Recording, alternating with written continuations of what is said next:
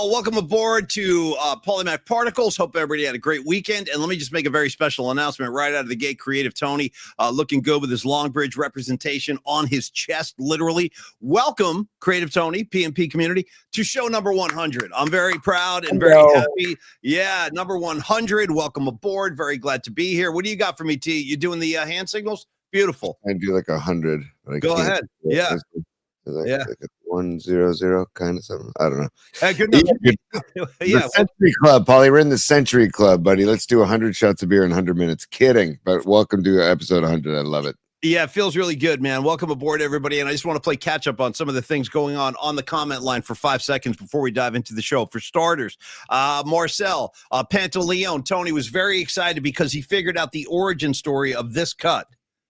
Up. One more time. Take two. This is my pizzeria. He goes, I saw him make a comment. He goes, dude, I'm so proud. I figured out where that cut is from. One more time. This is my pizzeria. That's the late Danny Aiello in Spike Lee's Do the Right Thing. Marcel, good points to you, brother. And then number two, Tony, there's a conversation raging on the comments line about the beauty and the memories that paper tickets allow you to have. Like back in the day, you go see a show, you walk out of there with your ticket, and the Grateful Dead used to like make their tickets, you know, pieces of artwork, their mail orders. And then I saw people talking about camping out overnight to get tickets and stuff like this. And I got to say one last thing. How about this? Scarlet Fire. I remember vividly being at a party in New Jersey in high school. It's like midnight on a Saturday night or something like that. And then like 10 kids were like, okay, we're leaving. We're going to camp out for Springsteen tickets because the Born in the USA tour was coming. And guys like left this party at midnight to go sleep outside the record store to buy tickets in the morning. That's how we used to roll back in the day. Now it's all done online. But that's why one of the reasons I didn't even attempt to get Grateful Dead tickets this time in the park. I'm like, I'm not even getting involved with this madness. I mean, like Don Peralta, our art director, Tony, he sent a text. He's like, yeah, I'm in line for Dead tickets. There's 25,000 people ahead of me. I'm like, that's enough. I'm out. I mean, just hearing that gave me a headache. Welcome aboard, Sons of Johnny Lee. Always great to see you. And yeah, man, 100 shows, right? Thanks, brother. And thanks to people like you for supporting the show. That has become possible. And we're going to keep on doing this. We're going to keep on keeping on as long as we can. Speaking of quotes like keep on keeping on, Bob Dylan, Tangled Up in Blue. Let me tell you, one of our great friends, one of the great Grateful Dead historians and biographers, and a good buddy of mine and Tony's, Dennis McNally, will join us at 11:30 today. He's got a brand new book out called The Last Great Dream. We're going to talk about that, kind of the documents the birth of the hippie in the Haight-Ashbury. And again, Dennis is a fascinating dude, and he's a friend of mine, and I'm very happy he'll be joining us in a little bit. But Creative Tony, we got NBA Finals to talk about. Your San Francisco Giants, thank God they got the hell out of the East Coast, and they're back home tonight to host the Padres. More of the same. Great pitching. There's really no offensive firepower to be found. So I've talked enough, Creative Tony. How was your weekend? Did you do okay in your Little League championship game? I don't want to. It's up to you whether or not you want to talk. Oh no, weekend was great, man. We lost a heartbreaker in the championship yesterday, 4-2. It was a great Little League ball game, man. And by the way, Sons, thank you for the super brother. Thank you, and I love the support. Much the love. Hundo Century Show, the Century Club. We've made it. Looks like we made it, or maybe it's better. So glad you made it. Yeah. But we lost 4-2. Both teams played really well. My son lined out, or kind of hit like a flare to left field, and the shortstop, a buddy of his, Griff, dove and sold out, like literally sold out and dove to catch it. We had runners on too. We were threatening too. But tip of the cap to the A's. They are the champs, and the Giants took second place. But we had a super fun run, just a lot of fun, like great playoff run, and I love those kids, and I hope they have a great summer. And then Giants baseball, just the pitching staff is keeping, we've talked about it over and over again, this pitching staff, especially the bullpen, is keeping this team in contention. I mean, they're 3 games out of first, and love to see the Yankees beat the Dodgers yesterday. Same Beautiful. Here. Yeah. Although, Jesus Christ, the Dodgers 18-2 against the Yankees on Saturday. Yikes, that's like a little league. That's like a little league score. Speaking of little league, but it's just, and Jordan Hicks was a mess yesterday, and I feel like that might have been like the last straw with Jordan Hicks with Melvin. I don't know, but I don't think there is a last straw. That's the thing when it comes to Bob Melvin. And I don't know who's making the decisions, he and Buster in unison or whatever, but they're still trotting Lamont Wade out there. They're still trotting Jordan. You I'm just just said saying, it. like It's you would time. think, like we've seen enough, but yet they continue to put these guys on the field. So yeah, man, I'm not happy with Hicks either, but he's still out there hurting the Giants. Then, by the way, on a positive tip, well, the Giants did win the series in Miami. Yes. So take that. Yes. I Yes. thought Harrison did some solid work on Friday. I thought Birdsong did some solid work yesterday. I think he went 4 1/3. I thought it was a pretty nice outing for him. Duvall back pretty much as the closer again, and that seems like that's going to work out. Like that's a good decision. And yesterday, dude, when Matos hit the 3-run homer, I was like, it's like such a foreign event now. Like it's like, oh my God, I can't believe we just hit a 3-run home run. Holy shit! Like we really, really needed that. So I also think like too. I got to give in fairness, dude. On Saturday's 1-0 loss, and they just a wasted gem by Robbie Ray. Robbie Ray, dude. The Giants allowed 3 hits and they lose. I mean, what are we doing? That was a work of art by Robbie Ray. Because man, did he settle in after like the 4th inning? Just pumping. But Fitzgerald got robbed of a home run. They brought it back in, and then also Jung-Hoo Lee got robbed of an extra base hit that probably would have gone off the top of the wall. So it's like there are situations, but we need more, dude. I mean, like I was looking this up, Paulie. Chapman was 10 of 29 for the road trip, but just 1 RBI. Yeah. Adames 5 for 30, 2 RBIs. This is the whole road trip. Wilmer 8 of 35, 8 for 35, 4 RBIs, and Ramos 10 for 34. 3 RBIs. So it's like the runners in scoring position is a thing. They're not getting those timely hits, man. And I like that Chapman's heating up. He's up to 235 now. Keep it going, Chappie. But hey, Adames, man. God. And hey, DC Darren Chan said it last week when he joined the show. Yeah. There's not a greater guy on the team. Everybody loves him, and everybody loves him, and just be patient, Okay, fine, we're gonna be patient, but the patience is over with Lamont Wade. And I don't dislike him as a Giant or as a person, but dude, I think it's time to designate him, for assignment because I've seen enough. I don't know. It's not turning. It's not changing. It's not getting better. And at this point, it's actually hurting the Giants to have him out there. So I'm ready to make a switch there too. Creative Tony, if I may, why don't we give some love to our great sponsor, Longbridge Pizza, our good friends down in Dogpatch on 3rd Street, starting with the main man down there, Neil Donardi. Hey, we got a little bit of a movement going on the streets. We got like a grassroots thing happening where my main man, Stevie Basecchio, last week was talking about how we went in there to Longbridge, bought some of that sourdough crust, bought it home, made his own pies. That's taken off now. That thing is starting to catch fire because Don Peralta just sent a message and said he did the same thing over the weekend, bought some of that sourdough crust, went home, flipped a few pies. I think I'm right behind him. You know what I'm going to do? I'm going to go I want to bring my mom into, Mom, if you're watching, good morning. How are you today? I want to bring my mom into Longbridge and show her the joys of sourdough crust because she told me she's never had a pizza with sourdough crust. We're about to change that. Nice. And I might want to buy some too. I have a pizza stone at home. Let me go to work. So I might buy some sourdough crust as well at Longbridge Pizza, 2347 3rd Street. The laid back vibe, the serious pizza from Polymax Particle Pie on down. Whatever kind of craving you have, they're going to satisfy it. They take care of all your gluten-free needs if that's an issue for you. And again, as I like to stress, Tony, that back room can accommodate private groups and parties and things like that. So if you're a little league dad like Tony, a little league coach like Tony, you want to bring the kids in after a game sometime or a practice, Longbridge Pizza would be perfect for that because they got plenty of space in the back. They can accommodate it. Plenty of screens on TV too. So if you want to watch the Giants, you want to watch the NBA Finals, they'll have all those games on as well, Tony. So get on down there, ASA blank PT. Yeah, Paulie, also the Giants back in town. So if you're going to Oracle Park, go to Longbridge before or after. And there's also day baseball on Thursday. And they always say, the Neil and the staff there, Andre, they talk about bringing the gabagool sandwich to the ballpark. And also remember, Tuesdays is their smashed stack burger. Wednesdays is the chicken parm sandwich. Thursdays is the Detroit style square pizzas, which the Paulie Mac pizza can be found as a Detroit style square pizza. And Paulie, while I speak about this, I want to share Dom Peralta did what Stevie B did. That is a pizza that Dom made on with the dough from Longbridge Pizzas. If you want to make your own pie, if you want to say like, hey Neil, I'm inspired by your work, I'm going to make my own pizza and use your dough, you can buy the dough at Longbridge Pizza as well. Do me a favor, saddle up to the bar and get a nice cold beer while you're there from Bear Bottle or Original Pattern or Cellar Maker or Russian River Brewing. All of those on tap at and then also Altamont Brewing over there in Livermore. They have some beers over there from Altamont, the Hum Baby. We met the owner at that Niners event. So anyways, That's Neil. That's Don Peralta's work of art right there that we're looking at with Neil's dough. Yes. Yeah, isn't it great? Isn't it great? So. Eat up, Dom. That looks good with the basil and the tomato. Thank you, Longbridge Pizza. We freaking love you, and I'll see you soon. I'm going to bring my mom in, and we're going to sit down and have an old school lunch together. Okay, Creative Tony, quick word on the NBA Finals. They're now set up. The Knicks broke everybody's heart. Well, the people that care about the Knicks. And an interesting thing has been going on.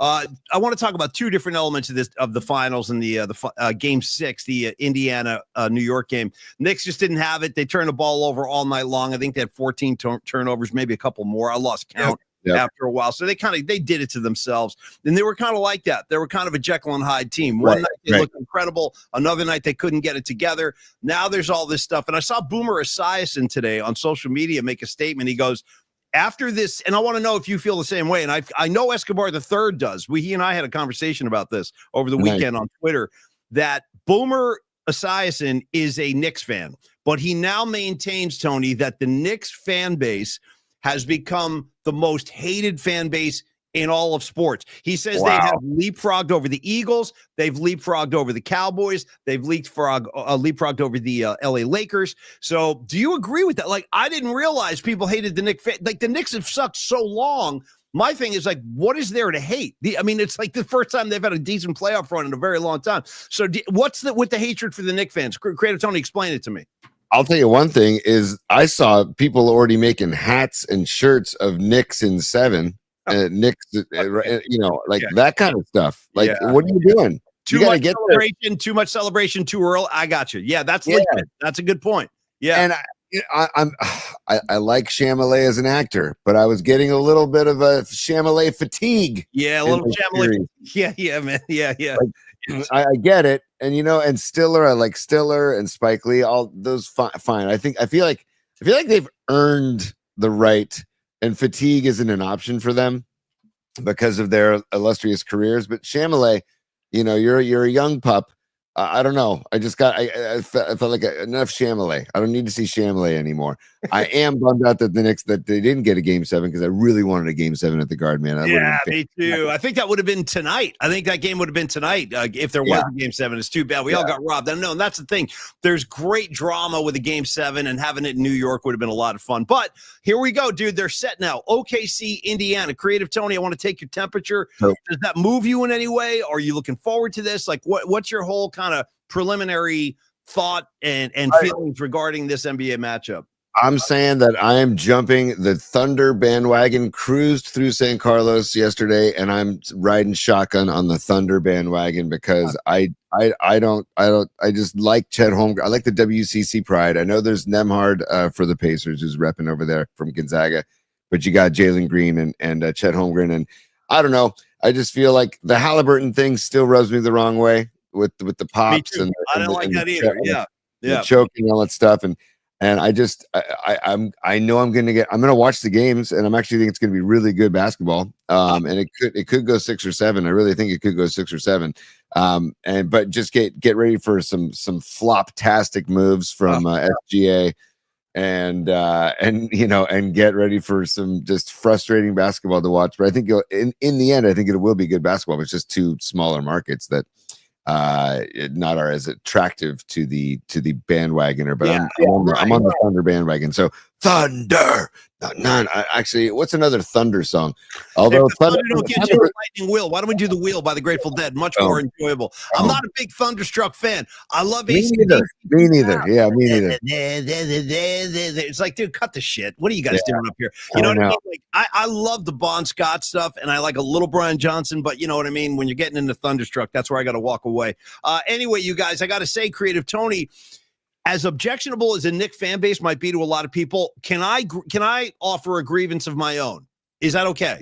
Yes. The airing of grievances. Grab the poll. What's it called? The Festivus poll or whatever. Let me get my hand on the Festivus poll. We're gonna do, and then after this, Tony, we'll do feats of strength. I'll lift the desk up right after I'm done with this. No, I'm kidding. Freaking beautiful.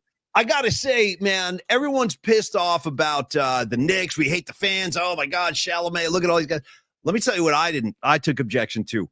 Reggie Miller was practically pleasuring himself during the broadcast. Like he didn't even try to hide it. I was like, bro, this is getting to the point where it was extremely unprofessional. I mean, I thought it was a bad look. Did you get any feels of that, T? Like Reggie Miller was just over the top. Supposed to be like, a subjective approach. This kid's out here like leaning all of his love on Indiana. I just thought it was kind of unprofessional. And I like Reggie, but I didn't like that.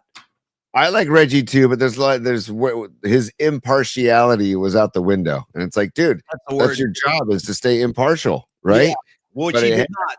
yeah. But that doesn't show his hatred, how much he hates the Knicks. I mean, I wonder if he's going to be as big of a pacer honk against the Thunder, because it's not against the Knicks anymore. I'm sure he's going to be excited for Indiana, but I don't know if he'll be as animated and as I don't know, like Pacer Nation repping the Pacer Nation the way he was against the Knicks. But it is that hatred of the Knicks, dude. Okay. And I don't know, I can see where that point is about the Knicks fan base, because they can get uppity. They can Knicks in 5, Knicks in 7. It's yeah. No, you got me up against the wall on that. I can't defend that, dude. They're having block parties in the second round of the playoffs. I was like, God damn. I mean, it was fun. We put some stuff in the bookmarks, but I feel you. Now, Tony, you talked about lightning. You asked for songs about lightning. Our listeners are rushing to the fore. No. Thunder. I have songs about thunder. I have songs about thunder, not lightning. Let me tell you what's going on. Our fan base, our listenerhood, our community has hijacked that now into lightning songs. So here they come. From Tom Peralta, Lazy Lightning by the Grateful Dead. Good one. Jeff Winkler, Winks, what's up, my brother? He's checking in with this great one, Winks. Lightning Strikes by Ozzy on the Ultimate Sin album. Maybe the worst lyrics Ozzy ever wrote. I won't stop rocking all night until the lightning strikes again. The worst lyrics maybe of all time. I won't stop rocking all night till the lightning strikes again. Anyway, that's a good one. And then I'm going to offer my own. Winkler coming strong again. You want thunder? You're getting thunder. God of Thunder by Kiss, Don Peralta. Winks, Thunder Road by Bruce Springsteen. And I want to come back and give you a secondary Lightning Strikes. Pretty damn good song, too, by Aerosmith on the Rockin' a Hard Place album. Look that one up. Lightning Strikes. Also, Paulie, hold on. Can I give you a 2-week late guilty pleasure song on this tip? Because it was our musical assignment 2 weeks ago. Whatever but I'm just do. Yeah. Dude, I got to be honest, man. Garth Brooks, The Thunder Rolls and the Lightning Strikes. I got to give it to him. And I'm not proud of it. I'm not exactly proud of it. I think it was the album No Fences. I had that song Unanswered Prayers on it as well. But the thunder rolls and the lightning strikes. And so I'm like, okay. Hey, look at this, man. Escobar the Third, Thundercat, great bass player. Correct. Tony, shame on you and shame on me. Both of us should hang our heads as black belt aficionados of maybe the greatest film from the 70s, Grease. We should have both shouted out Thunder Road, where we're racing for Pinks, you punk. Ownership papers. Give me some creative. Rules are, there ain't no rules. That's what I'm talking about, Thunder Road. And never forget, Tony, that when Craterface of the Scorpions is drag racing Travolta, they get close enough, the cars get close enough, and all of a sudden, Craterface has like spinning blades coming out of the side of his car, cutting up Travolta's rig, and it was a bloodbath out there. But Thunder Road has to be acknowledged, Tony. Has to be. Thunder Road, absolutely acknowledged. And like literally the spikes like dig into the bottom of that beautiful white, I forget what type of car it was, but it was a beautiful with the lightning bolt on the door of the car. It's just kind of not. I didn't appreciate that because Tony, if you could, you can make it up to me and the entire community if you would join me in a quick verse of Grease Lightning with the moves. Grease Lightning, go Grease Lightning, and then you got to do the arm. You got to sweep the room. Go Grease Lightning, you're burning up the motor. Grease Lightning, go Grease.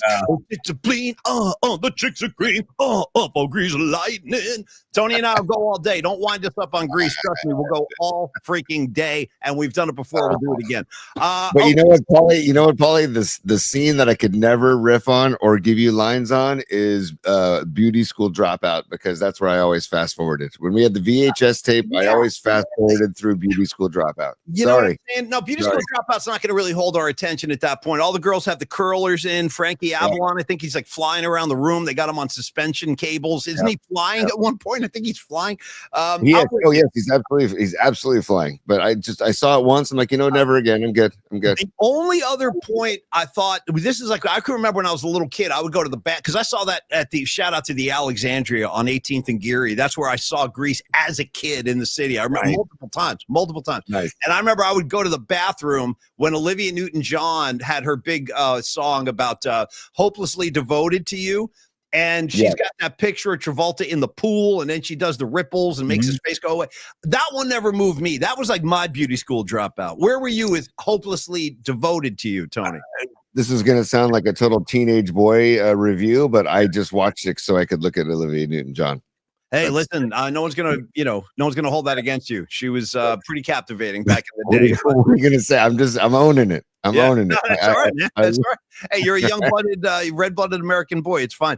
Creative Tony, I also forgot to announce that at the back end of the show today, we will pull our weekly Metallica ticket winner because we did the contest on Friday. We will have another pair to give away this Friday, but the winner is in the books. We're not going to announce it yet. We'll do that after we talk to Dennis McNally, and then we'll award those tickets, and then we'll move on, wrap the show, and see you guys tomorrow. All right, Creative Tony, what do you got for me? I don't want to interrupt. Go ahead. We went over this a little bit, but I really do want to get your opinion. Do you think it's time to DFA Lamont Wade Jr.? Because he's betting like $1.65 now. I make no apologies at this point. Yes, they've given him an extremely long leash. I think we've seen enough. I mean, it's not turning, it's not changing for the better. How about you? Where are you with that?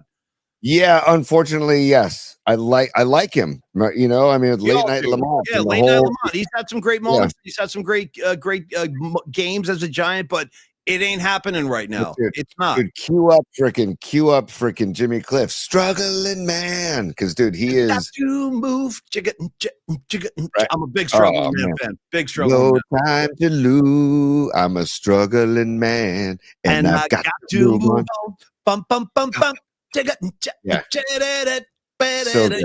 There's a brand new Jerry Garcia box set coming out from the Warfield. It's like, I think it's 2 or 3 shows from I think February and March of 1991. I'm all over that. They're going to release it on vinyl too. I can't wait to jump on that. But yeah, struggling man for life. What else, T? What else do the Giants need to do to correct their woes at the plate? Because to me, it's like you said, starting pitching's fine. Bullpen's been really good. Got to get some firepower in the box. They don't have it. So what happens next, T? What kind of moves do you think need to be made, if any? I don't know if any moves. I'm just hoping some home cooking for the Giants, does them some good, because they're 21st in on-base percentage. They're 24th in slugging percentage. They're 25th in team batting average. But then if you go to the pitching side of the Giants team, they're 3rd in ERA. They're 7th in quality starts in 26. They're 7th in batting average against. They're 8th in whip. So it's like the pitching is saving this team, but that's not sustainable. They need balance, right? It's not sustainable, dude. So I don't know. I just it's too early to bring up Eldridge, and let him tear up Richmond and let him get called up to Sacramento, sure. But I think it's too early.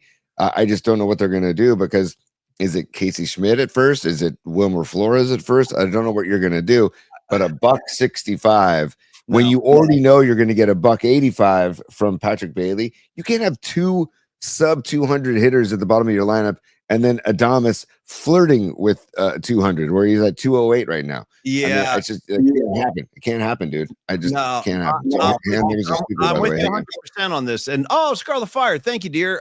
If the Thunder don't get you, no question, the wheel, man, the wheel for life. I've seen some good ones. I recommend one. If you want me to recommend one, I'll give you 2. Here's 2 off the top of my head that are both awesome versions. 5-10-86 from the Frost Amphitheater. That whole second set is so perfectly played and perfectly sung. It's some of the best singing I've heard on a Grateful Dead show. 5-10-86. And then another great one is 5-15-85 Greek Theater. There is a beautiful wheel coming out of space in that show. You might want to check those out, Scarlet Fire. Those are my doctor prescriptions of the day. I think Pine Needle too, Tony. Wants to say. I like that those are both outdoor shows. And by the way, shout out to the newly revamped and reopened Frost Amphitheater on Stanford's campus. Man, is it a great venue! I highly recommend it. Get down there when you can. And Pine Needle, yes. Night night Lamont. He's giving them to Steph Curry. Night night Lamont. No more late night. Now it's night Lamont. Hey, man, like Tony said, man, It ain't about him. It's about the production, and the production is not there. And you have to have a first baseman with a little bit of pop. You got to have something happening, Right. and he's hitting under 200. Enough. Enough is enough, dude. It's June. Oh, Tony, it's June. It's June now. Yeah. We've had 2 months. Yes. Come on. Yes, totally. And on that note, we had DC Darren Chan on the show on, what was that, Thursday or Friday? I forget. God, it's Thursday. time. Yeah. Was it Thursday? DC, this is why DC rules. I want to share why Darren Chan rules, because it was Dave Fleming's birthday over the weekend. And if you can see that, Paulie, Yeah. it was Dave Fleming's birthday. I think it was his 49th. Yeah. 49th birthday. What's up, Flem? I love Dave Fleming. He's such a good dude. But also, Darren Chan put Dave Fleming's face and head on top of Don Johnson from Miami Vice and put it in the broadcast booth. And they gave it a lot of love on TV over the weekend. And here it is again. If you, just in case you missed it, and it says, "Yes, Miami, you bet it's my birthday." So, it's Don Johnson's body and Dave Fleming's dome. And it's a birthday celebration that DC put together. That's why that's just another example of why Darren Chan rules. No, he does. And he's bringing you those giant games like a champion, day in, day out, night in, night out, night after night. By the way, other goings on in the Polymath particle community. I should have mentioned this earlier, but I just saw him float by on the comments line, kind of shook my memory. Want to remind everybody there will be a Polymath show coming up this Saturday at Water Bar in San Francisco. I got like a 3-hour slot, noon to 3. So we're going to do a couple of sets of acoustic material. I'm brushing up on my Stones, my Bob Dylan, my Grateful Dead, my Springsteen. I got a little Pearl Jam in there. There's all kinds of stuff. So come on out if you can and enjoy the music. And Creative Tony, I have reached my hand into the community itself, and I'm extracting a Ray Goodman. That's the partner of Noemi. He's a singing guitar player. I need another singing guitar player. So Ray's going to join me in the second set on Saturday. That's going to be a lot of fun. And do come on by if you can. We'll have a great time. We're going to be out in the back on the patio. We should have a good time. Yes, T. And speaking of Ray Goodman and the Soulmates, he emailed over the weekend. His band is gigging Friday night, June 6th, at the William Welch Winery in Martinez from 6:30 to 9:30. So if you're in Martinez or in the area, cruise by the at William Welch Wines is what it's called, and it's Ray Goodman and the Soulmates this Friday, and that's 6:30 to 9:30 in downtown Martinez at their tasting room. So hey man, that's awesome. And I checked out some of Ray's stuff. I was watching Ray. I saw Ray with he sang a killer version of Lenny Kravitz's "It Ain't Over Till It's Over." That's a song I love, by the way. So many things I cried, and he did a great job. So Ray, I'm looking forward to playing with you, man. It's never been done before, but we're gonna do it. Yeah. Is he hitting the falsetto on that? Because Lenny gets the falsetto. Many tears I cried. Yeah, all that. Yeah. Wow. Patty from Napa. Yeah, there it is. Boom. Eddie Bon Jovi. I'll tell you the truth, Patty, I've never even thought about playing it's like never even crossed my mind to play a Bon Jovi song. I tell you what, maybe I'll give you a verse at the most of what was it, Wanted Dead or Alive. Maybe the whole thing, I'm a cowboy. That's as far as I'll go. That's as what far if you just could you include in the middle of one of your songs, we're halfway there. No, living on a prayer. I'd really rather not if I don't have to, unless someone was going to pay me handsomely for that. I think I'm going to go Bon Jovi free. And she knows we have an understanding. Patty and I, we coexist. We can, you know what though, Patty and I, we rally around the Eagles. That's what we do. She's a big Eagles fan. That's our common ground. I can get down with the Eagles. And I think Patty is going to be seeing the Dead in Golden Gate Park as well. So I'll see you there for that, Patty. That'll be a lot of fun. Thank you. Paul, we have an update. Our special guest, Dennis McNally, has arrived in the green room, and he's waiting patiently for us to bring him on board. So I think it's time that we, as the kids say, pivot on the show and welcome Dennis to the program. So take it away, Pete. This is going to be a real treat for me. This is Dennis has been a friend of mine. I'm very proud to call Dennis a friend for quite a while now.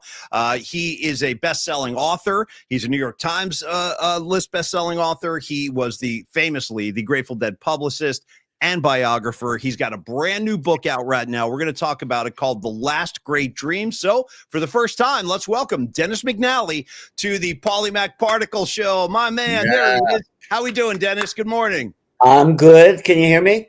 I can hear you. Great. Oh, good. Great. I never know about this stuff. Hello, I'm great. How are you?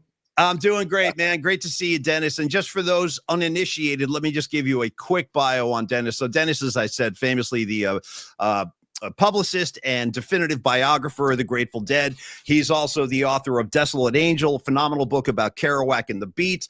He also wrote a killer book called On Highway 61, Music, Race, and the Evolution of Cultural Freedom. And if you're a Garcia fan, if you're a Jerry Garcia fan, I cannot recommend this book enough. It's called Jerry on Jerry, and it's basically a collection of conversations and interviews that Dennis had with Jerry. And you're going to definitely want to pick that up if you don't have a copy. That's a phenomenal book if you're a Garcia fan. And then finally, Dennis's better half, Susanna Millman, is a wonderful photographer. She's got great books of her own out there. You should definitely check out as she spent a lot of very, very intimate time with the band, and her work is exceptional as well. So Dennis, all right, my man, how you doing? I know you're going book tour crazy right now, but I do want to pick your brain a little bit on your latest project, The Last Great Dream. And to start, I'm pulling a quote from the Chronicle from your mouth, Dennis, where Dennis says, "For what it's worth, I think my interest in Bohemia came from the fact that I was in the boondocks of Maine and then upstate New York while all this interesting stuff was going on in California in the hate, and I pretty much missed it. So I've been scrambling to catch up on all that ever since." Okay, Dennis, was that part of the pull and the appeal that ultimately brought you to San Francisco, the whole birth of Bohemia and the hippies and the hate? Among other things, yeah. I came to San Francisco because to research the Kerouac book, and literally we're driving down the street, and I'm going, "How much do apartments around here go for?" I mean, there was this. I knew this was my destination, and that was darn near 50 years ago. So, as a matter of fact, it was 50 years ago. Where did all the time go? By the way, I want to make one addition. I want to make my standard gripe. That's not a gripe, but my standard addition to your comments about the Jerry on Jerry. Yeah. Is, it's a neat book, and it's fine. For those of you who would like to listen to Jerry, the audio book, which never got any PR, that was my gripe. I couldn't figure out why they didn't let people know, because it's 7 hours of Jerry telling stories, and the guy was a great storyteller, and it's fun to listen to. So the book is great. I mean, if you want to read, I'm a big reader and in favor. But the audiobook, boy, it's Jerry. What can I say? I'm glad you mentioned that. No, I should tell you, full disclosure, Dennis, I have a hard copy of the book, but I do have the audio version on CD.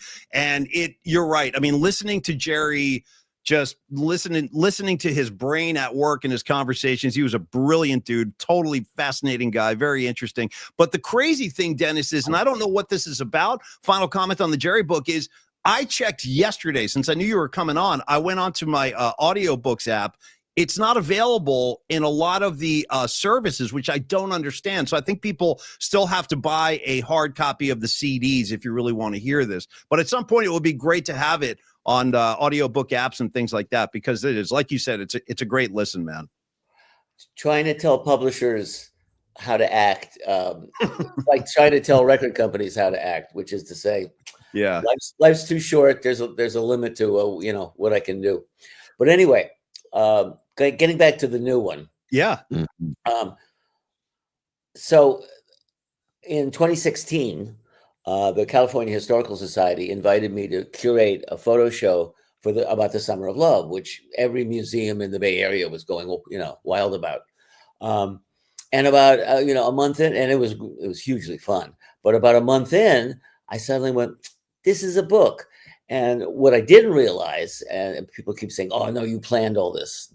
No, it all kind of I bumped into things, and this really rounds out. It's a quartet. I mean, it's my life's work. What it turns out to be my life's work, even though it all just sort of happened. God knows I didn't plan it. And it is what shocked me when I started researching all this was that all the books pretty much about the Summer of Love and hippies and anything else, and there are lots of them, tend to start about 1965 with the charlatans at the Red Dog Saloon and LSD and rock and roll and a light show, primitive light show. it was the first time that all happened at once. Okay, Right. well, that's good. But, they didn't just pop up out of nowhere. Who are these people and where do they come from? And you start moving back. And for me, there was a poetry scene before Allen Ginsberg read Howl and did all that good stuff. Yeah. There was a really important poetry scene in San Francisco, and it was based on Kenneth Rexroth and anarchism. Anarchism, not in the sense of throwing bombs or being violent, but anarchism in terms of being free, of thought, sexual yeah. freedom, of Right. the freedom of thought, of freedom of all kinds of things, which actually goes all the way back at least to Thoreau, who was not a bohemian, you'd think, because, well, he was a virgin and he never drank, which kind of Right. makes you not so much Yeah. a bohemian. But he was Yeah. the freest thinker maybe ever in American history. So I regard him as a relative. But at any rate, so I started working on this, and it evolved into there was Rexroth, the anarchist, and one of the other important poets was a guy named Robert Duncan that nobody talks about so much anymore. And Duncan was a mystical guy. His family he was raised in a house, occult, Rosicrucian, all the mysteries, all that good stuff. Nice. And he added that. And then when the Art Institute, which was then called something else, but will be back thanks to Stephen Jobs' wife, I think they bought it and they're going to do something with it, I hope, because it's a real landmark in San Francisco. The Art Institute students sort of picked up on what all the poetry scene was doing, and then then Ferlinghetti arrives, and then we have City Lights, so you have a hangout. And there was students who opened a bar called The Place on Grant. That was another important hangout. Right. And things just grew. Yeah. And they never stopped. So, Dennis, you made a comment a few minutes ago about how when you first came to San Francisco, and I think a lot of people experience this. I mean, I felt the same way myself. When you come visit the town, you're like, damn, what a great place this is. I'd love to live here. You made a comment about, I wonder how much the rent is. Now, interestingly, I didn't really know this, although I had heard Jerry make a comment about this too, about the economics, where it was like, why did it happen in Haight-Ashbury? And I guess it's hard to imagine this today, being the prices as what they are. But I guess back in that time, Dennis, and you can speak to this a little more, is that it was an affordable area. It's a beautiful neighborhood, but Jerry said it, and you made a comment about it was economically like a reasonable place to kind of drop anchor and get that whole bohemian lifestyle happening. And you can thank Dwight David Eisenhower for that, because Eisenhower created the National Defense Highway Fund. And so you have freeways all across the country. They were going to divide the city of the freeway engineers were crazy as bedbugs, frankly. And they were going to divide the city into 9 boxes with crisscrossing freeways ever. Remember the Embarcadero Freeway? Sure. Yeah. Well, one of them was going to be what is now Octavia, and would go up Oak Street, eliminate the Panhandle, go through the park. Wow. So that you could get to Marin faster. Right. Wow. Well, that expectation that this was going to be built basically made the Haight-Ashbury into, it was like a construction site waiting to happen, which meant, all the prices went down to zero, but pretty much, as close as you can get. And that's the practical reason why it was so cheap. It was always a student neighborhood. You may not know, but San Francisco State was originally at the corner of Haight and Laguna. I did not know that. Wow. It was one square block. If you go there, you'll see what's sort of left of it, of the state. It's now, I think, at least one as a retirement place. And then in 1954, it opened in its current location, which fortunately for the students in the Haight who were living in the Haight to go to State, convenient, was it the NJ, whatever it is, one of those streetcars goes straight to State. Mhm. So it stayed a young person's neighborhood. And then, as I say, and for the bohemians and the artists in the North Beach, prices, tourists came, prices went up. So they started moving. And where did they move? Well, a lot of them moved to the Haight. And Yeah. that's sort of the origin of it as a neighborhood. And the kind of lineage you mentioned earlier, Dennis, kind of the continuation of the Beats and Kerouac and Cassidy and all those guys kind of becoming or bleeding into what became the hippies and the hippie movement. I guess I would ask, when was that term first introduced, or when did that term start to become part of the, vernacular?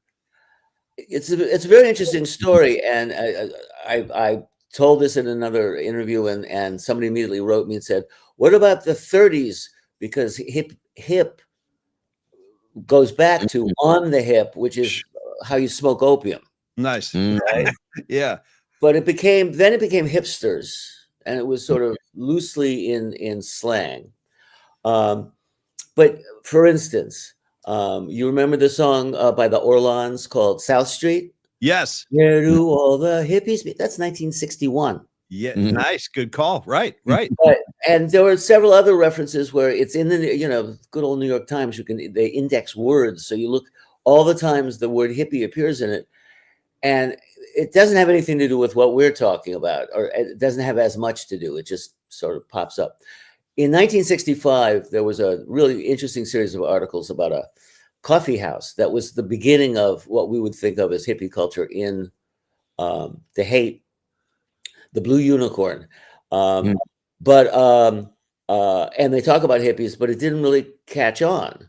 And what happened was eventually, as the media, the scene in the Haight was a really wonderful scene, in particular for the year 1966. And what happened was it was such a good scene and such a good time that they decided to celebrate. Okay. It was sort of a permanent celebration anyway. Well, unfortunately, their celebration, called the Be-In January of 67, brought about 50,000 people together. And suddenly they weren't under the radar anymore. And the media landed on it. Now, the people who were in the Haight referred to themselves as freaks, but that was a little too edgy for the mass media. Yeah. And so they changed it to hippies because, that term was around, but it hadn't attached yet. But then the media attached it because it felt softer and gentler and, kinder. And it was the hippies ever after. Was hippie, like, when it first kind of became embraced and started to be used, whether it was the mainstream media or just people in the city, was it embraced, that term, or was it like an objectionable term? If you really were like a freak, a beatnik, a bohemian, did they embrace that, or was that kind of an objectionable thing? As far as I can tell, they sort of reluctantly embraced it just because you couldn't get out of it. There it was. And it depended on how you used it. You could refer to, obviously you could use it as, oh, that guy's a dumb hippie or something, There were a lot of factors, it was a very complex neighborhood. To me, because I also talk about LA and New York and London in this context. What makes San Francisco, to me, important and a little different is that they had the Diggers, and the Diggers did some very serious thinking about the consumer mentality, and about, hippie is not being able to wear beads and shop on Haight Street at the stores that had popped up. It was about, free, and the idea of they were feeding people on the Panhandle every day, and they fed them not as like kindly social workers, but because it was a principle that these things, food should be free, which is maybe a little optimistic, but you can argue it. And I'd argue that, sure. Yeah. It's worth thinking about at the very least. And everything sort of that followed in the San Francisco scene really follows on that. Dennis, we're talking to Dennis McNally about his new book, The Last Great Dream. Tony, I don't want to step all over this. Do you have any, if you want to ask Dennis a question, jump in, man, go for it. Well, yeah, mine, Dennis, is just more of a general question. I know that you came out west, you said, to study and research the Beat era and the Beat generation. But how did you become involved with the Grateful Dead, and how did your relationship begin with the Grateful Dead, and then you become the publicist? I think a lot of people would love to know that, including myself. Well, I lived it, so I can say confidently it's a great story. Yeah. The guy, I got a shove, friendly, important, positive shove from a friend. I was sitting there mumbling about, well, maybe I'll do the Beats. I was looking for a subject, and he said, "Why don't you do Kerouac? His papers are at Columbia, and you can stay with my friends in the Bronx." Now, when you're a broke graduate student and you're told you have a free place to stay in Manhattan on the subway, holy bananas, this is that's important. So I started working on it. He was a deadhead. Long story short, I became a deadhead. And because of the, Dean Moriarty Neil Cassidy is Dean Moriarty in On the Road. But he's also Cowboy Neil at the wheel of the bus to Never Ever Land in the world of Kesey and the Grateful Dead. And the connection, and there's a lot more connections, to put it mildly. And so I said, okay, I want to do this. But I also knew that if I marched up and could find them, and remember, they were the only band in the world with an unlisted number. You had to know. Yeah, right. And what happened was I interviewed Bill Graham about the New Year's run for an article that I put in the Chronicle. Nice. And this is the way these things work. It's perfect. I came out of his office, and his assistant, Jan Simmons, said to me, "Have you talked with Eileen Law yet?" Eileen was sort of the godmother to all deadheads, and worked at the Dead office. And I said, "No." And she said, "Well, here's her number." And that's how I got to the Grateful Dead. And long story short, about 18 months later, in the fall of 1980, I met Jerry and managed to wait maybe 2 minutes into the conversation before I said, by the way, I had sent him and Hunter copies of the the Kerouac book. Right. I said, "I sent you this book. Did you ever get it?" And he got very excited, because you have to understand, when he was 18, and this is sort of, I'll tell you one more other story and pause, but please, yeah, this is the center really of the entire thing, from Beat to Hippie, or Bohemians and Beats to Hippie, which is when Jerry was 16, he was taking art lessons at the Art Institute from a guy named Wally Hedrick, who was a very well-known beat assemblage artist, good guy. And he played acoustic blues while they were painting, right? 16-year-old high school kids. And that's the reason that Jerry decided, when he got his accordion for his birthday, that he didn't want an accordion, he wanted a guitar. So, give thanks to Wally Hedrick for that. And the second thanks is they asked him, Jerry and his buddy asked him, "What's this beat thing?" Remember, On the Road was like a current bestseller. It was news. And he said, "Go down to City Lights, your beat, go down to City Lights and get this book." The one question I never remembered to ask Jerry was, did he buy it or did he lift it? Which I suspect the latter, but yeah, man, I never know. Yeah.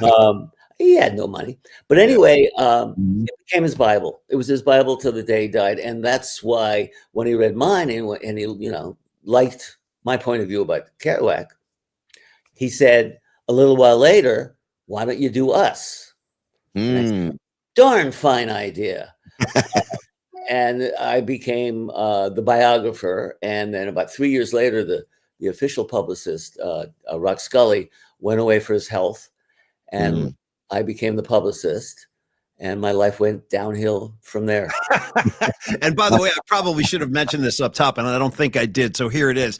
If you're a deadhead, or you're just getting into the scene now, because it's funny, Dennis, there's a lot of young people that are now gravitating towards the scene. I mean, it just keeps on going. But for those of you who haven't read Dennis's book, it is the definitive book about the Grateful Dead. Long, strange trip. Cannot recommend that one highly enough. I should have mentioned that earlier.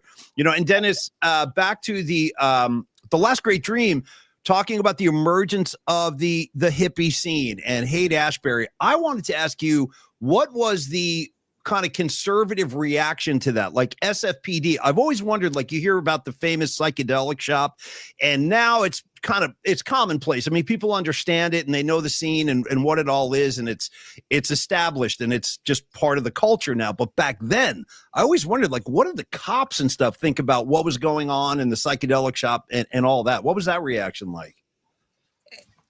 The cops only got really concerned, again, along with the media, after the be-in, when people started flooding into San Francisco to look for Valhalla, to look for, the psychedelic capital of the world. White Rabbit was the one fact coming out of the Haight that was accurate. You listen to White Rabbit, feed your head, blah blah blah, and people go, I'm going. And every bored high school student, all of them, that wanted to run off and join the circus was going to, and spent the entire spring going, oh God, when school lets out, all hell will break loose. And to some extent it did. It was just, it was an overrun of population, an explosion, kind of like in the Grateful Dead's parking lots after their one hit, the thing that almost killed the Grateful Dead, Touch of Grey. But the neighborhood liked them. The neighborhood people now the cops, right. The cops were Mets and Mets, but mostly, as I say, in '66, they didn't, if it wasn't in the papers, they didn't have to pay attention and didn't. The classic example is you get to the be-in, and now, well, I won't even begin to discuss the Dead and Company's visit to Golden Gate Park, but it's going to be a little different from the be-in. Slightly. Slightly. They pulled up a flatbed truck, and security, this is true, was 2 cops on horses. Wow. And there's a great story where a woman lost her child for a second and went up to them and said, "You have to help me find my child." And the cop says, "No, go down to the stage and talk to somebody, and they'll make an announcement. And they'll find your child. We can't go down there. They're smoking pot." Right. That's cool. And, and we can't. We're not going to go down there and try and arrest 30,000 people. Let's not be, or 50 or whatever it was. Yeah. So it, as I say, the shall we say, the footprint of the be-in had incredibly lasting consequences, but it was somewhat lighter, to put it mildly, physically, than what's going to happen, for instance, this year. And I will add one other thing, which is one of the proudest things I always thought about the be-in was that at the end, Allen Ginsberg said, "Okay, now kitchen yoga. I want everybody to pick up every little scrap of anything and leave nothing behind. And let's leave the park better than we found it." Nice. And as I understand it, that's what happened. And I will tell you this, Dennis, as a kid of the Grateful Dead scene back in the 80s and 90s, that kind of mentality and that kind of thought, it still existed. Like the term, the phrase was keep the scene clean. And I used to bring trash bags, man. I was like, yeah, man, clean this up so we can come back.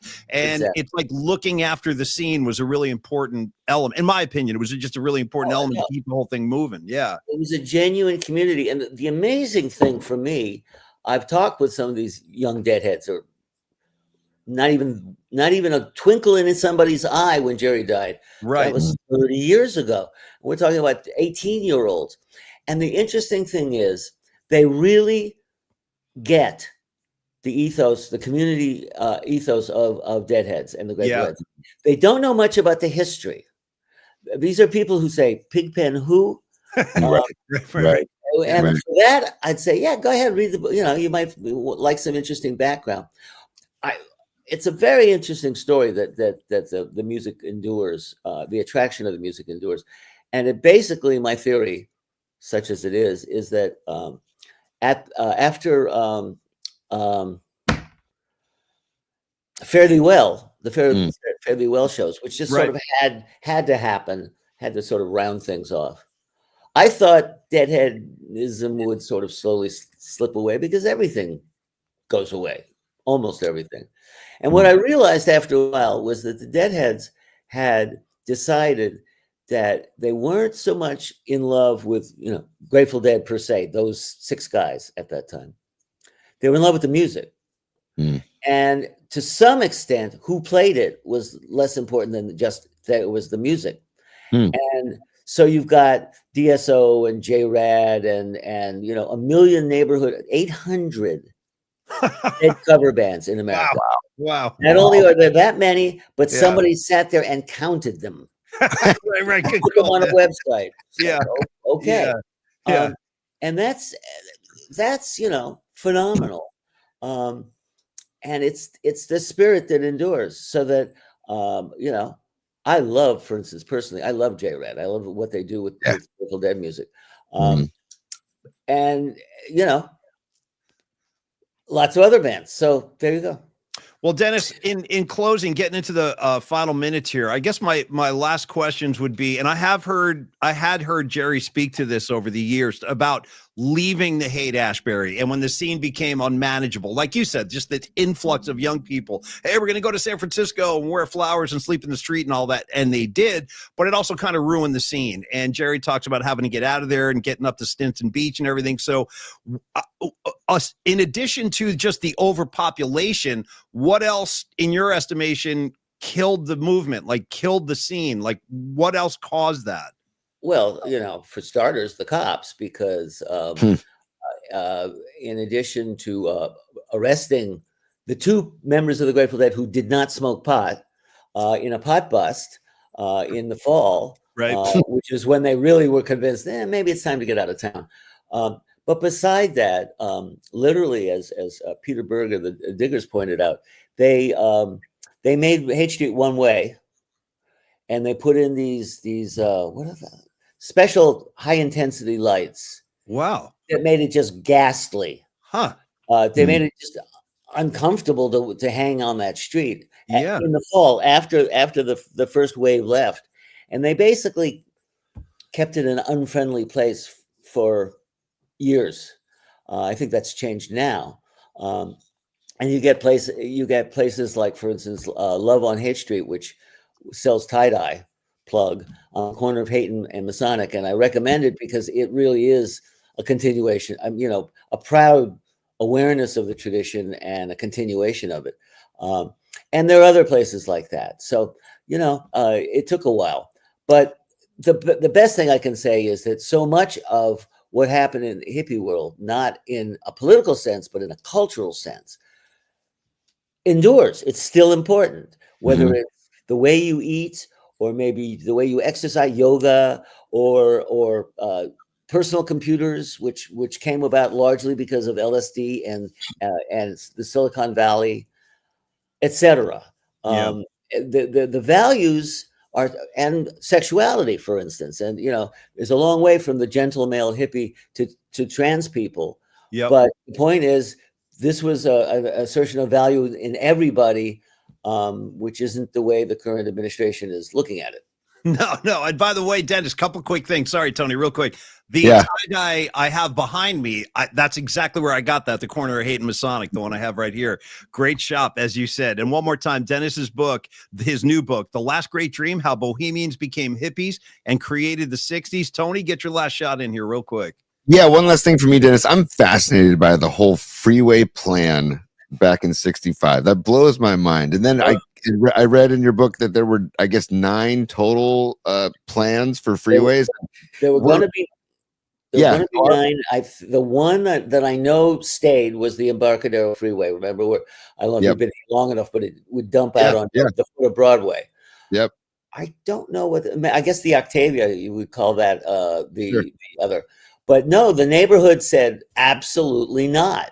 So in those when they said that, the neighborhood association, would there be, in those protests, like, would the Dead get involved in those protests, or would any bands? No, this was before the music scene. This was in very early 1966, and they were still, they hadn't settled on in the Haight. It was Gotcha. because they defeated it specifically Yes. in March of '66. Because they defeated it, the whole neighborhood said, "Oh, well, we're going to exist for a while instead of being a construction site." Yeah. And that's when many of the people in the bands and the whatnot moved in. It's Wow, really so fascinating, man. yeah, I mean, the whole it thing is so fascinating historically, culturally. Like when you learn and you dig in and you find stuff out, like Neil Cassidy shared a room with Bob Weir at 710. Like, I mean, how did you know what I mean? Like, there's so many crazy, amazing things that happen. And Dennis, you should know, people on the comments line right now are actually relaying messages that they have just ordered the book during our conversation. One of our listeners, Patty, up in Napa, she said she's got it overnight. So from Amazon, it'll be there tomorrow. So we're moving product, man. We're moving books. And Dennis, my last question would be, today in 2025, and we talked about the ideals that do continue. I've seen it. I try to practice them myself. Be compassionate, care about our brothers and sisters. Let's make this a little bit better place if that's possible. When you hear that word used today, when you hear people say like, "Oh, this is my friend Paulie Mack, he's a hippie," like, do you think that is an appropriate term in 2025, or do you feel like that should not be used anymore? Oh no, you are a hippie, of course you are, and and a lot of my friends. I mean, what happened with the media was that they got fixated on beads and flowers and trivia. Yeah. What the media can see, that's superficial stuff. And they completely missed the spiritual implications of what was going on. It stays. And I teach high school classes with these kids who are absolutely fascinated with the 60s. It happened 50, 60 years before they were born. Yeah. And it's like, and I keep telling them, look, the reason you're still interested is all this stuff is still part of our culture. The culture wars against MAGA is really derives from the 60s. The 60s, because the problem is the 60s produced not only the Grateful Dead and an ongoing series of wonderful stuff, it also created with the Watts Rebellion, the backlash that elected Ronald Reagan as governor of California and later president. And, from Reagan to Trump is a direct lineage. Yeah. So, there's always different, ways to approach freedom in this country. I like our way better. Beautifully said, and perfect time to wrap things up. Dennis, congratulations, man. The book is fantastic. We love having you on. It's just great to catch up, my brother. And you be well. Give Susanna a hug for me, and I'll see you guys soon. Promise. Take care, y'all. Thanks, Dennis. Be good, man. There he goes. Dennis McNally, everybody. One of our favorites. How about that, T? Anytime Dennis wants to come hang out, the door is always open. A fascinating guy. Fascinating. I mean, we just kind of barely scratched the surface. You can go extremely deep with Dennis on the history of San Francisco. Obviously, this new book, The History of the Hippie. You want to talk Grateful Dead? That's the guy. That's the guy. He did it all. He lived with the boys. So how'd you like it, T? I loved it, and it reminded me of that lunch we had with him at the old ship. Cheers, up in the back, up on that little back. Yes, and that lunch went on for almost 3 hours, and I was like, give me 3 more hours, give me more, because I love listening to him talk, and I love listening to his stories, and the fact that all of those things are intertwined back in the it's wild to me. That, like, in a weird backwards way, we need to thank Ike Eisenhower for proposing these freeways, or letting these freeways be proposed, or else the Haight-Ashbury might have never ever happened. Phenomenal point. He would love to hear you say that. Maybe he's still watching, but that's exactly the kind of stuff he loves, like conversations that come from little nuggets like that. Like, I got to tell you the truth, I didn't know about that. I didn't know about the 9 highways and Eisenhower and all this. Like, that's Dennis to like just giving you more information about our hometown that we didn't previously know. Real quick, Tony, if we could, Nikki DiFrancesco checking in. And I can't see his comment yet, but I saw his name go flying by. Let me see what we got here. He's a super. What's up, Nikki D? Thank you, dude. Awesome booking. I'm a millennial. Got on the bus in 2020 thanks to Dennis. My life is better for it. I will be getting Dennis's book. Nice, Nick. Yeah, no, Nikki, that's great, man. And I'm sure it's going to be a great book. If you haven't read it yet, dive into that. It'll be awesome. And I'm glad you're on the bus, bro. The bus came by and I got on. That's when it all began. You and me both, bro. I got by the bus, stopped by for me in the late 80s, got on. I'm still on. And I'm never getting off. I'm riding this bus till the wheels come off, dude. Yeah. Why would you? You know what, Tony? I don't think we've ever talked about this, and I go way back with Creative Tony, but the origin story of you becoming what I would also refer to as a hippie kind of kid. When did you get on the bus, man? Oh boy, mid 90s. It was basically my fifth year of college when I was done playing baseball, but I still had some units left to finish. That was my fifth year. That became my experimental year, shall we say? I do. And I started seeing a lot more live music. And believe it or not, I saw Big Head Todd and the Monsters and Dave Matthews Band in 1995 at the Warfield. And I had never seen anything like it. And then from there, the hippie kids going crazy together, like the whole thing. Yeah, because I was big into Pearl Jam, big into like 311, big into reggae, like earlier. But then, those kind of dabble in that scene, but don't really fully embrace or fully, it's not a full immersion of that. So I went to that show and then I was like, okay, I need a lot more. And then I need to start diving deeper. And I was a deadhead, and what Dennis was saying about the hit that almost ended the dead was great. Yeah, we refer to them, Tony, as touch heads. All the new there were touch heads. So, yeah. Paulie, back in high school, I was a touch head, right? Okay. That's all the only dead I knew. Yeah. And then, as the universe would provide, I met you in '97, and then you just said, "Get this." Oh, you had no choice. Once we crossed paths, I'm like, Tony, get in the car. Just get in the car, and we're going. And I introduced Tony to the other ones, and then Phil and friends, and we've been locked in ever since. Yeah. There was also that Fish show at the Cow Palace in 1996 that I just went on a whim. I'm like, you know what? I'll check it out. And I was like, what is this? Yeah. What is this? Yeah. And plus it was the Cow Palace too. So it was just all those happening at the same time, because I enjoyed playing baseball. Don't get me wrong. I loved it. But playing college baseball, it becomes a job, because you had to have all your classes done by like noon, because you had to be on the field at 1, and then you're on the field until like 5, and then you have dinner, and then you have study hall with the team, and then you go to bed. Like it's your life, it's your priority. So I didn't have a lot of time for that other stuff that a lot of people did in college. And so once I had that 5th year, I'm like, okay, I didn't get drafted, nothing happened. I did some tryouts and nothing happened. So I'm like, okay, I'm diving in, and I dove in head first. You're still in head first. You've never come up and stay that way, bro. Stay that way. That's one of the reasons Tony and I kind of fell in love with each other. Like, we had a lot of common ground, and he turned me on to a lot of great music. I turned him on to a lot of great music, and we're still kind of thriving together. And I will say, like, I really believe this kind of final thought on all this stuff. I swear to God, I don't want to get too hippy dippy, love and peace kind of thing, but I would say this. I swear to God, I think that because I found my way to the Grateful Dead, I actually think it made me a better person. I'm not kidding. I probably would have been a much bigger a-hole, which I already am, of course, but it would have been even worse if I never discovered the Grateful Dead. Like, they made me kind of reevaluate stuff. And like I told Dennis, like, start caring about people around you more than I had previously and stuff like that. I couldn't agree more, dude. And 100%, like, the whole, I don't want to sound cliched, but the doors of perception open for me, and in so many ways it changed the type of person I am and who I am today. What do you mean doors of perception, Tony? What's that? No, I'm with you, man. Yeah. The way I see life and the way I experience life is very different than, say, how I was in high school or grammar school and the beginning of college, right? Yeah.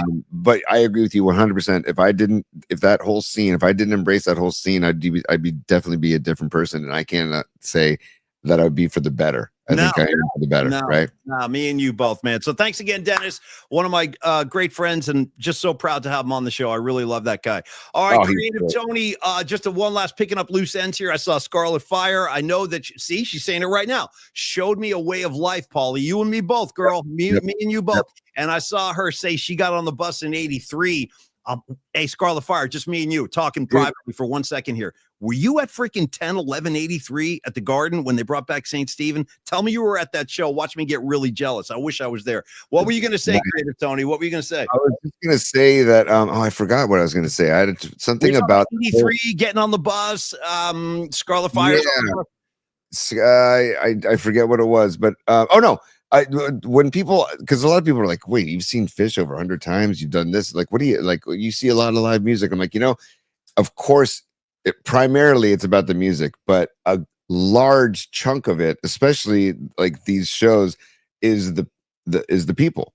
Yeah. And like the experience of connection and of people where kindness and love is the common denominator shared at these shows, not other stuff. And that's you know what I mean? It's just totally, man. No, totally. It is. I think, well, that's kind of what Dennis was saying. One of the reasons there are so many young people now. Like, I always used to trip out being at KNBR, and our great producer, Triple E, Eric Engel, like, he's fallen in love with the Dead. Like, he can't wait for these Dead and Company shows. He was texting me the other day, Paulie, we got to hang out. I'm like, dude, absolutely, we're going to hang out at Golden Gate Park. No question.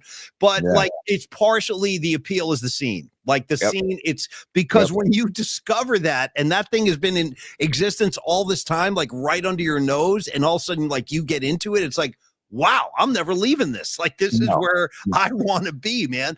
And Scarlet Fire, she just dropped the atom bomb. She was at the St. Stephen show. Damn it. That's two people. I knew a kid in college that was at that show too.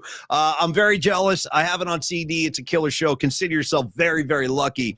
She was at the return of St. Stephen. After all, Madison Square Garden, Tony, in and out of the Garden he goes. You know what I'm saying? Yeah. Hell yeah. And I got to say, I got to quote my dad on this, because when I went to the Dead and Company show with my dad at the Sphere, he made this comment at Set Break, and it just is, and I've said this to many people long before I heard him say it. These shows are like a microcosm of what the world should be more like. I agree. Totally agree. That's And when he said that at Set Break of the show, I was like, what else can you say? Yeah, he knows. He's a smart man. And by the way, final comments here, Tony, and then we're going to do the Metallica ticket, and we'll wrap up and let everybody go get some lunch. I see my guy, Nicky DiFrancesco. He said, I love Patton's Particle Land video. He goes, I looked back one last time and then stepped in. You and me both, Nikki. I've done the same thing. I stepped in a long time ago. Do you want to go to Particle Land real quick? Can we do that? Let me pull it up real quick. Today's the day. It's appropriate. Yeah. I had it loaded on Friday because I wanted to do it then, but it just takes me a second to find it. That's all I need to do is just find it. Okay. So give me a moment, Paulie, while we set up. There it is right there. Okay. Stand by. I'm loading it up. Yeah. Let's go to Particle Land, all of us together. We're gonna dose. Here we go. Woo! Here we go. Yeah. Oh, it's the best. And look at the look back. You called it. Look back. Boom! I'm going. Yeah, it's already underway. Welcome to Particle Land. Yep. Here he goes. Go see what's going on over there. Got to go right to those yellow lights. I'm like, what's going on over here? All right. Anyway, thank you, boys. Great time today. Now, Tony, without further delay, without any further fanfare, I think it's time. A lot of you guys, I know you're hanging around. Hold on. Just because. No, I know what it's like, Tony. When we got big announcements to make. It is time, ladies and gentlemen. We sent out the lyrics last week. I'll read them to you one more time. Once upon a planet burning, once upon a flame, once upon a deal returning, all in vain. Do you feel that hope is fading? Do you comprehend? Do you feel it terminating in the end? The correct answer is Hardwired, one of the more recent tracks we got about 10 years ago. Hardwired to Self-Destruct. Tony did the selections this week, so I actually don't know who the winning person is today. Creative Tony's going to unleash this information for all of us. So, Tony, the drum roll. You can put away the razors. You can put away. There's no slashing. There's no cutting. There's no need for Peter Tosh stepping razor to come to the forefront here, because the first person to email the correct answer on Friday was our very own John Joseph. Oh, good. Correct. I'm glad to hear that. I think everyone's taking a big breath of a sigh of relief right now. Like John Joseph, like Tony said, put the blade away. All is well in Particle Land. You will be heading down there to go catch Metallica on Sunday, June 22nd. Again, as I kind of remind everybody of this, there are 2 shows. We're doing the Sunday show. So I'll see you down there. John Joseph, I'll see you at the gig. Have a great time. Creative Tony's going to be there. I'm going to be there. I know Winks is coming up for one of the shows. I don't know which night yet. Winks, let me know, but we'll talk. And then, Tony, we're going to do this again. We'll give away another pair on Friday. Probably going to do the same thing, more lyrics, although I started thinking trivia. I could do trivia too, maybe some of that. I don't know. We'll figure it out, but we'll do it on Friday. Congratulations, John Joseph. You deserve the tickets. I know you're a big fan, so I'm glad it worked out. Absolutely, dude. I'm very happy for John Joseph, and we got 3 more pairs to give away. And we also are going to put together some sort of pre-show hang / tailgate, something for that Sunday show. Details are forthcoming. And also, Paulie, I want people to know that it's 3 more pairs of. Oh, hold on a second. Sorry, Aaron Kask. Let's see. Aaron Kask is a super. He just popped up. This is great news. I was pretty sure I saw JJ running across my backyard at night a lot. Aaron, one of my favorite parts of the whole movie. That you want to talk about how Martin Scorsese is already like bound for hell with some of the movies he's made. Taxi Driver, Travis Bickle, all that shit. The Raging Bull. He's beating people up. I got to tell you, when you see Cape Fear, it's so uncomfortable. First of all, he's doing the chin-ups in jail. He's got the scales of justice on his back. But there's one scene, they don't even explain it. It's just Jessica Lange gets up in the middle of the night, and she like opens the curtain, looks out the window, and De Niro's just like running across her yard. That's all. Yeah. Just at 3 a.m, just running across. Aaron, phenomenal reference, bro. I know exactly what you're talking about. Great scene, and thank you for the donation. Yeah, shout out. Come out, wherever you are. Counselor. Yeah. Scary as hell, dude. Could you be there? Oh. By the way, that's after Nolte hired like those 3 goons to beat De Niro up. No, he kicks all their asses, dude. He's beating them with clubs and chains. Counselor, is that you? Yeah, hiding behind the trash cans. Oh, it's terrible.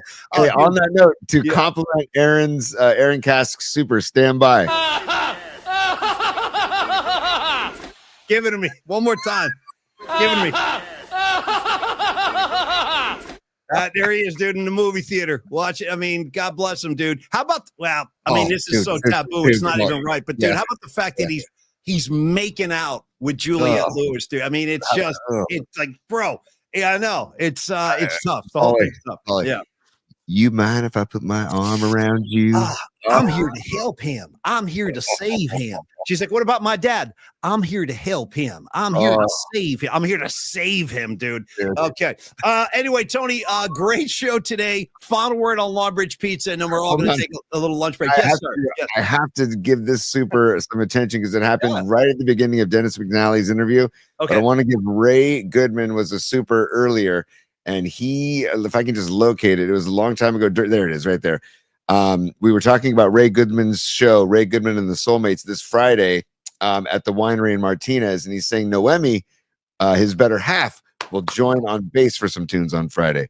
So the William Welch Wines, the winery in downtown Martinez, Friday night for Ray Goodman and the Soulmates. And then Paulie's gigging on Saturday at the Water Bar, correct, Paulie? On Saturday at noon? Noon to 3. Yeah, back patio.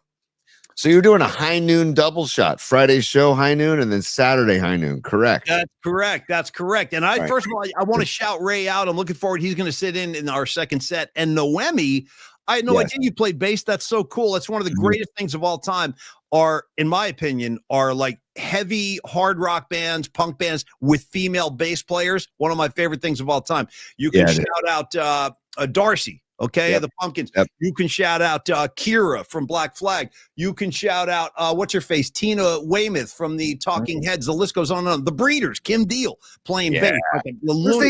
Who's the bass player for the Go-Go's? I forget her name, but they just gigged down at what was it, Coachella? Or they had a gig recently where they were posting all kinds of social media stuff, and I was like, man, I would love to be at that set. Yeah, I'm blanking on her name, but dude, shout out the Go-Go's. The fact that they're all still doing well and all gigging. I love that. Hey, by the way, first of all, great handle. Log Jammin' Fantasy Football. Log Jammin' Fantasy Football. Log Jammin', the name of the porno in Big Lebowski. Those guys were watching Log Jammin'. You're not kidding. Shout out Sonic Youth and Kim Gordon. She's a badass. In fact, read her book. It's called Girl in a Band. Phenomenal book. I recommend it. All right, Longbridge Pizza, Tony, on 3rd Street in Dogpatch. We talk about them all the time because they're our great first sponsor. We're very proud to have them on board, but we love these guys, and we love their food, and we love Neil, and we love Andrew, we love Andre, all those guys. Get on down there, 2347 3rd Street, the laid-back vibe, the serious pizza, the specialty sandwiches Creative Tony talked about. It's not a coincidence. I'm just saying this up front, that when I bring my mom to Longbridge, that's probably going to happen on a Wednesday. You know what I mean? It's not a coincidence. I need that chicken parm sangi. I'm sorry. I go out of my way to get one, and that's what we're going to do. If it's not this Wednesday, it'll be next Wednesday. I got to work on my my schedule. I'm not sure which day it's going to happen, but it is going to happen. So Longbridge Pizza is there. It's there for you. It's there for me. Neil is a South City guy, and he treats his customers like family.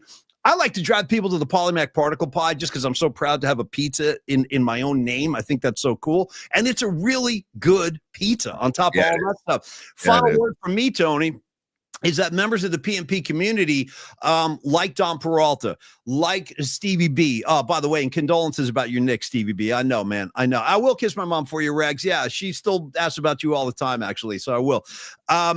Is that you can go in there and buy the crust now. You can buy their sourdough crust. And why is that a big deal? I think it's a big deal because that, to me, is a huge kind of element of their taste. Like it's when you eat it, you're like, yeah, this is a little different than normal. And then it didn't even occur to me. And somebody, like, I think it was Neil, was like, well, we use sourdough crust. And I'm like, that's what it is. That's why this thing tastes so good. It's got like a little extra tanginess to it. So anyway, pick up the crust, pick up a pie, pick up a sandwich, whatever your appetite is calling for. They're going to take care of you down at Longbridge, Steve. Paulie, so that you just mentioned buying the crust or buying the dough. There it is right there. That's a Don Peralta creation. He bought the dough from Neil. You can purchase this there at Longbridge Pizza or order it at longbridgepizza.com. And this is the dough in its primal form before it goes into the oven. Primal, man. Yeah. Right. But there you go. There's the dough. You can get it nice big dough ball, and then you cook it, and it goes into a creation like that, which is a wonderful sight. Nice with the basil. Nice touch with the basil. Yeah. I love it. So you can get that sourdough dough, which is very unique to Longbridge Pizza, and also Giants homestand. If you're going to the Giants game tomorrow night, go down early and smash some of their smash burgers, okay? And Wednesday, night game. Great day to go to the ballpark. Great night to go to the ballpark. Stop by Longbridge, have a beer, and grab a gabagool sandwich is what they recommend bring to the ballpark. The meatball travels well. Also, there's a chicken parm Wednesday that you can grab something as well, too. And then Giants day game Thursday. And then the Braves come into town Friday, Saturday, Sunday. And the Valkyries are hosting the Las Vegas Aces this Saturday. So lots of events happening at Chase and at Oracle this week, where you can get Longbridge involved, and you can take care of your food cravings and your drink cravings and your sports cravings all in one. Oh, nice. Hey, thank you, Tony. That was awesome. And final thought today. This is one of my favorite guys now, Escobar the Third. He's always checking in, dude. He's got the guns. He's got the shoulders. He's a massive muscle, and he's checking in on female bass players. Maya Ford from the Donnas. That's a great call. Dude, the Donnas, I think they were out of Palo Alto, right? Weren't they out of Palo Alto? They did a great cover of Strutter by Kiss. If you've ever heard their version of Strutter, it's killer. Check out the Donnas, all-female band at, again, I want to say Palo Alto. You're right. Palo Alto. Yeah, and just kind of a kick-ass rock band, like very Ramonesy, kind of like that kind of flavor. Great call, Escobar, man. You're on it as always. Okay, congratulations, John Joseph. You enjoy the Metallica show. Thanks again to Dennis McNally, Creative Tony. Really fun show today, and I got to tell you, I feel like I achieved something in the universe today. It was our 100th show, and on the day of our 100th show, Dennis McNally called me a hippie, which I'm going to take as a total compliment, and I'm going to wear that very proudly. And you're a hippie. And I got news for you guys. I got breaking news for all of y'all. If you're part of the PMP community, you got a little hippie dust on you, man. I'm just saying. Even if you're not part of the scene formally, you're kind of part of the scene by extension. So that's just the news flash for today. Yes, T. Ollie, just a little bit of housekeeping. First of all, I agree with all your sentiments. Yes, and the fact that Dennis McNally granted that is like a freaking badge of honor. Yeah, it is, man. Yeah. But also housekeeping, audio versions of the show on Apple Podcasts, on Spotify, on TuneIn. Also, the PMP playlist 25 available on Spotify or Apple Music. Again, search PMP playlist 25. Don't forget to subscribe and smash that like button, as they say, the kids say. Thank you, buddy. Yeah. YouTube, on YouTube at Polymax Particles. We would love the support, love to spread the word. And as you see on the scrolling on the bottom of the screen, if you want to become a PMP VIP, click the icon in the bottom corner of the screen next to the subscribe. And we'd love to have you come on board. And we're going to start doing extra content for you guys. And we're going to do our NBA Finals bracket that we're going to put together this week and launch later on this week for all y'all. All right, man. Tony, well said. David Lee Roth has entered the room. It's time for him Professor Roth, to dismiss the class. Class dismissed! Yeah, man. Yeah, and by the way, don't think hippies can't get down with Van Halen, because we do that. All right, Tony, thanks for everything today. Really fun show. We'll be back tomorrow at 11 a.m. Thank you, Dom. Thank you, Anthony. Thank you, Winks. Thank you, Scarlet Fire. Thank you, Ray. Thank you, John Joseph. Thank you, Candlestick Kid. Thank you, Rags. Thank you, Nikki DiFrancesco. Peace Hippies is right. NorCal Refrigeration.